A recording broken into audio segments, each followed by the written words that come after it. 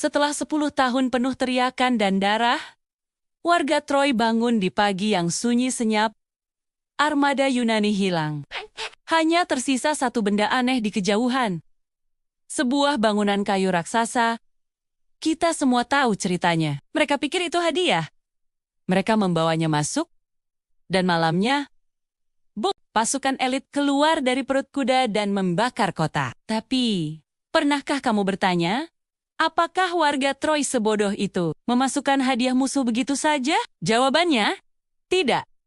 Sejarah yang kita tahu mungkin salah total. Hari ini, kita akan membongkar apa sebenarnya kuda Troya itu. Apakah ia mesin perang, bencana alam, atau sekadar metafora dari kiamat, zaman perunggu? Mari kita asumsikan kuda itu nyata. Bayangkan rasanya menjadi salah satu dari 30 prajurit di dalamnya. Gelap total, sempit, udara panas, dan bau keringat bercampur rasa takut. Ini bukan misi heroik seperti di film.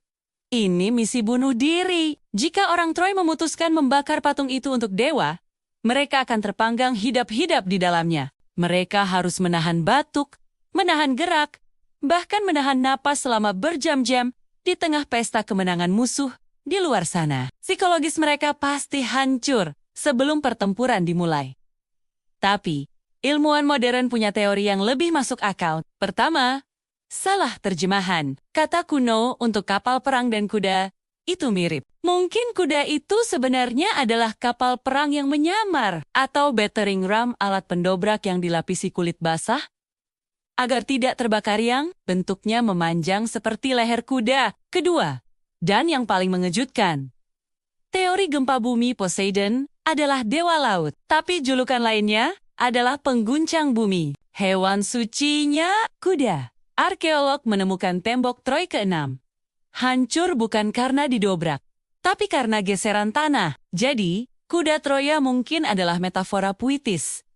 Dinding Troy runtuh karena gempa kuda Poseidon. Lalu pasukan Yunani masuk lewat celahnya. Di balik mitos pahlawan Achilles yang keren, realitas perang Troy itu menjijikkan. 100.000 pria berkemah di pantai selama 10 tahun tanpa toilet, tanpa sistem sampah. Homer menulis tentang panah Apollo yang membunuh ribuan tentara. Apollo adalah dewa penyembuhan dan penyakit. Dalam bahasa medis modern, panah Apollo itu adalah wabah disentri atau tifus. Pasukan Yunani tidak mati karena pedang Hektor.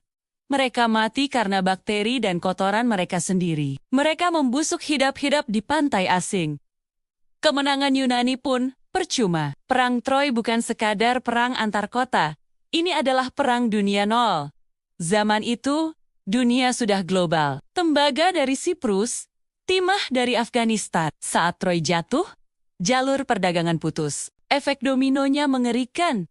Ekonomi hancur, kelaparan massal, dan munculnya orang laut misterius yang membakar segalanya. Setelah menang di Troy, para pahlawan Yunani pulang ke rumah yang sudah jadi abu. Peradaban mereka runtuh ke dalam Dark Ages, zaman kegelapan selama ratusan tahun. Dan inilah bagian paling sedih. Kisah kepulangan Odysseus di Odyssey sebenarnya adalah catatan medis kuno tentang PTSD, gangguan stres pasca trauma. Setiap monster yang dia temui adalah manifestasi trauma.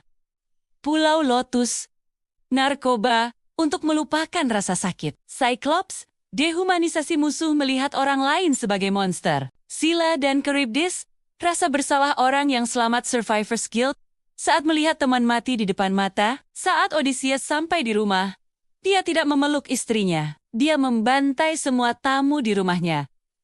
Dia membawa perang itu pulang. Dia adalah tentara rusak yang tidak bisa lagi hidup di masa damai. Kuda Troya mungkin tidak pernah ada, tapi pelajaran dari cerita ini nyata bahwa kemenangan perang selalu dibayar dengan kehancuran peradaban. Dan pahlawan yang pulang tidak pernah banner-banner meninggalkan medan perang mereka, membawanya di dalam kepala mereka selamanya. Menurutmu, teori mana yang paling masuk akal? Gempa bumi atau mesin perang? Tulis di kolom komentar. Jangan lupa like dan subscribe untuk sejarah sisi gelap lainnya. Sampai jumpa!